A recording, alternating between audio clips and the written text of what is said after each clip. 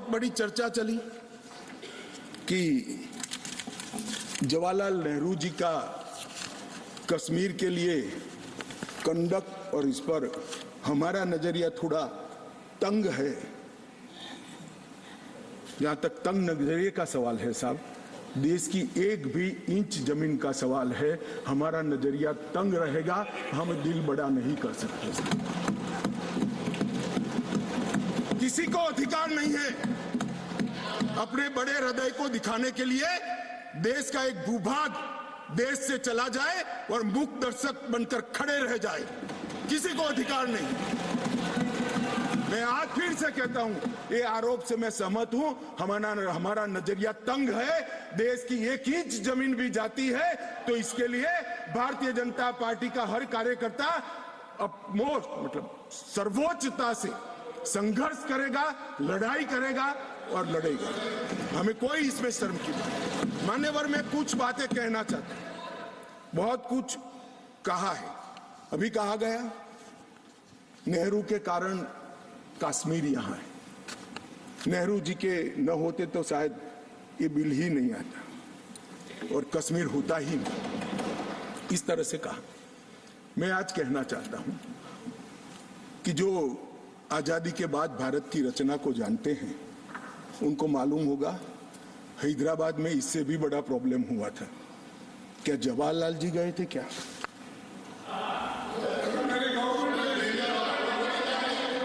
तो यहां गवर्नमेंट नहीं, यहां नेहरू। क्या कर रहे हो खड़गे जी? अभी भी वापस आओ।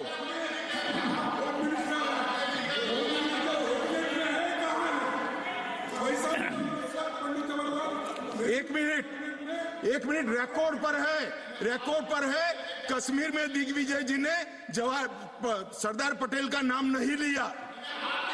एक नाम दिया शेख अब्दुल्ला का, दूसरा नाम दिया जवाहरलाल नेहरू का। तो वो होम मिनिस्टर थे, क्यों नहीं दिया भाई? अब सुनिए दिग्विजय जी, अब सुनिए, सुनना पड़ेगा, ऐसे नहीं चलेगा। हमने सुना है, धैर्य से सुना है। मान्यवर, जूनागढ़ में क्या जवाहरलाल नेहरू गए थे? हैदराबाद में जवाहरलाल नेहरू गए थे? लक्षद्वीप में जवाहरलाल नेहरू गए थे? जोधपुर में जवाहरलाल नेहरू गए थे? जवाहरलाल नेहरू एक ही जगह काम देखते थे, जम्मू कश्मीर में, जिसको आधा छोड़कर आ गए। एक ही जगह देखते। मान्यवर, दूसरा, विलय लेट क्यों हुआ? सारे लोग जानते हैं साहब, इतिहास को 1000 फुट नीचे दफन कर दो, वो ऐसा बीज है जो वटवृक्ष बनकर सच्चाई बाहर आ जाती है। सब जानते हैं कि हमारा विलय इसलिए लेट हुआ कि महाराजा पर किसी एक व्यक्ति को विशेष स्थान देने का आग्रह था, शेख अब्दुल्ला को विशेष स्थान देने का आग्रह था। इसके कारण विलय लेट हुआ और पाकिस्तान को आक्रमण करने का मौका मिला। मैं आज ये पूछना चाहता हूं कि इतने सारे कठिन राज्यों का विलय हो गया, कहीं पर 370 क्यों नहीं है? क्यों नहीं है? ना जोधपुर में है, ना जूनागढ़ में है, ना हैदराबाद में है, ना लक्षद्वीप में है। क्यों 370 नहीं है? कि संवेदनशील हृदय के कारण 370 है। संवेदनशील हृदय। मान्यवर, कंडीशन किसने रखी?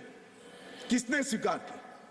इतिहास जवाब मांगता है, देश की जनता जवाब मांगती है, जवाब देना पड़ेगा, भाग नहीं सकते इतिहास से कोई। मान्यवर, सेना भेजने में देरी क्यों हुई?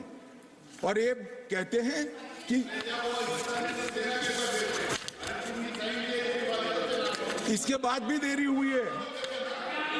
मैं साहब एक रेफरेंस सैम मानेकशॉ का देना चाहता हूं। फील्ड मार्शल सैम मानेकशॉ तब डायरेक्टर ऑफ मिलिट्री ऑपरेशंस थे। उन्होंने एक जगह पे कहा है कि कबीलाई हमलावर आक्रामक और लूट मचा रहे थे, तब चर्चा में ही व्यस्त थे। मैं व्यक्ति का नाम देना नहीं चाहता वरना खड़े हो जाएंगे। तब एक मीटिंग में सैम मानेकशॉ मौजूद थे। सरदार पटेल जी ने नेहरू जी को कहा, जवाहर आप कश्मीर चाहते हो या नहीं चाहते हो, देरी क्यों हो रही है? तब जाकर सेना भेजने का निर्णय हुआ है। जवाब देना पड़ेगा। नहीं दिग्विजय भी ऐसे मत करे, मैं भेज दूंगा आपको, पुस्तक ही भेज दूंगा। मान्यवर, Honorable Home Minister is not yielding. He is not yielding. Honorable Home Minister is not yielding. मान्यवर,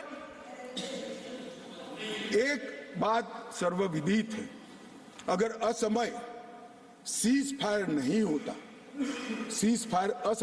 होता तो आज पाक ऑक्यूपाई कश्मीर नहीं होता। अब पत्रों का जिक्र कर रहे हैं, किसी अंग्रेज सेनापति ने देखा, मैं जरूर देखूंगा इसको, अगर लिखा है तो देखना चाहिए। परंतु अफसर कुछ भी कहे, देश का प्रधानमंत्री का देश की जमीन के लिए संवेदनशीलता होना चाहिए या नहीं होना चाहिए? मान्यवर, इतना छोटा सवाल है। हमारी सेना जीत रही थी, वो भाग रहे थे, 2 दिन रुक जाते, पूरा पाक ऑक्यूपाई कश्मीर तिरंगे के तले आ जाता। क्यों किया? दूसरा, क्यों मामले को यूएन में ले जाया गया? अब ये सारी चीजों को आप कहते हैं कि रेफरेंस लाइए। मान्यवर, मुझे मालूम था दिग्विजय सिंह, हाँ करता हूं, बैठिए, मुझे मालूम था साहब ये खड़े हो जाएंगे, इसलिए मैं लेकर आया। मैं एक कोट अनकोट पढ़ता हूं। यूनाइटेड नेशन के अनुभव के बाद मैं इस निष्कर्ष पर पहुंचा हूं कि वहां से कुछ संतोषजनक नतीजों की उम्मीद नहीं की जा सकती। मुझे सीज फायर करना अच्छा फैसला लगा, लेकिन इस मसले को ठीक से हम नहीं निपट पाए, नहीं परख पाए। हम सीज फायर पर और विचार करके बाद में निर्णय करना चाहिए था। हालांकि ये सब भूतकाल की गलतियां हैं। ये जो कोट है किसी और का नहीं है, जवाहरलाल नेहरू का है। अब उनको तो मानोगे या नहीं मानोगे कि उन्होंने गलती की है, स्वीकार करी है।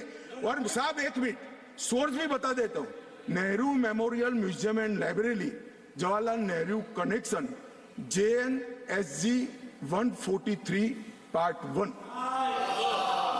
और उस वक्त जब अरे भाई, स्वयं नेहरू कह रहे हैं मेरी गलती थी, क्यों इतना पकड़ कर रखा है पूंछ? मान्यवर, और चलो संयुक्त राष्ट्र में जाना भी था तो अनुच्छेद 51 में क्यों ले गए, जहां भारत के अधिकार सीमित होते थे? अनुच्छेद 35 में जाते तो भी हमें कोई दिक्कत नहीं होती। ये भी एक बहुत बड़ा गलत फैसला था। और मैं बताता हूं मान्यवर, ये कहते हैं कि धारा 370 निरस्त कर दी। अगर कल को ये 40 साल के बाद, जोर से बोले मनोज झा जी, 40 साल के बाद, क्योंकि हम मानते हैं कि 40 साल के बाद मैं नहीं हूंगा, मैं तो 60 का हो गया, मेरा आयु 40 साल का हो ही नहीं सकता। वो कहते हैं 40 साल के बाद इतिहास पूछेगा तो कौन रिस्पॉन्ड? मैं बताता हूं, 2 सदी तक अगर धारा 370 का फैसला गलत है तो मेरी सरकार का है, मेरा फैसला। प्रधानमंत्री नरेंद्र मोदी जी ने फैसला लिया है। ना मोदी जी इस फैसले से भाग सकते हैं, ना हमारी कैबिनेट भाग सकते हैं, हमारे कार्यकर्ता, और ना हमारा पार्टी भाग सकता है। रिस्पॉन्सिबिलिटी ऑन करनी पड़ती है। जब इमेज बिल्डिंग के लिए बड़े बड़े फैसले लेते हैं, संवेदनशील दिमाग से फैसले लेते हैं, तब इसको ऑन भी करना पड़ता है और देश को जवाब भी देना पड़ता है। इस तरह से नहीं चलता है इतिहास। और इतिहास, मेरी बात आज भी मानकर चलिए दिग्विजय सिंह, इतिहास किसी को नहीं बख्शता है, किसी को नहीं बख्शता है।